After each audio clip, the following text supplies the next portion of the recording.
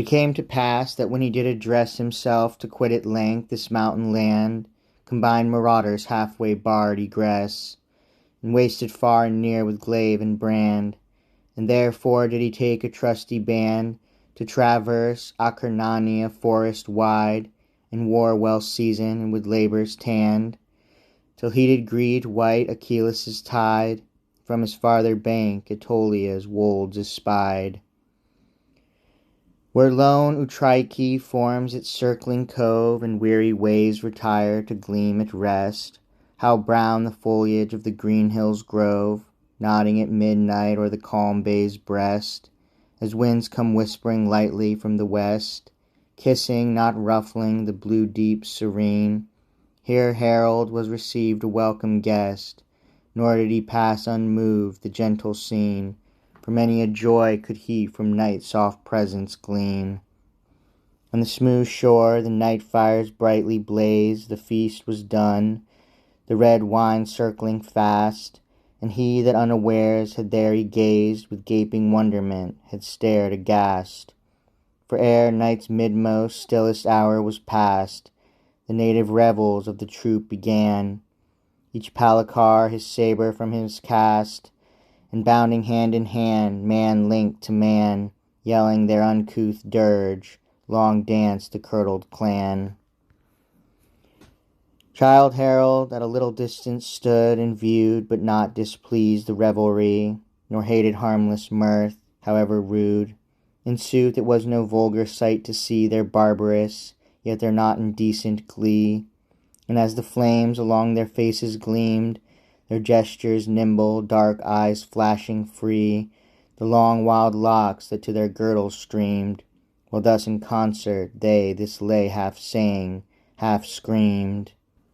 Tambourgi, Tambourgi, thy larum afar gives hope to the valiant and promise of war. All the sons of the mountains arise at the note, Camariat, Illyrian, and dark Suliote. Oh, who is more brave than a dark Suliote, to his snowy camise and his shaggy capote? To the wolf and the vulture he leaves his wild flock, and descends to the plain like the stream from the rock. Shall the sons of Camari, who never forgive the fault of a friend, bid an enemy live? Let those guns so unerring such vengeance forego. What mark is so fair as the breast of a foe? Macedonia sends forth her invincible race. For a time they abandon the cave and the chase.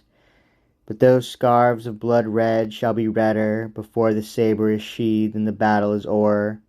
Then the pirates of Parga that dwell by the waves, and teach the pale Franks what it is to be slaves, shall leave on the beach the long galleoned oar, and track to his covert the captive on shore.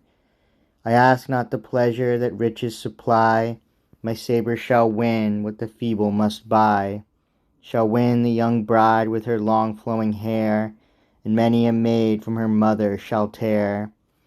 I love the fair face of the maid in her youth, her caresses shall lull me, her music shall soothe. Let her bring from her chamber the many-toned lyre, and sing us a song on the fall of her sire.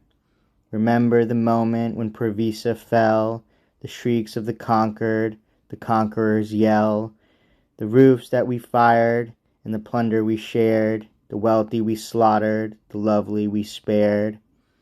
I talk not of mercy, I talk not of fear, he neither must know who would serve the vizier. Since the days of our prophet, the crescent ne'er saw a chief ever glorious like Ali Pasha.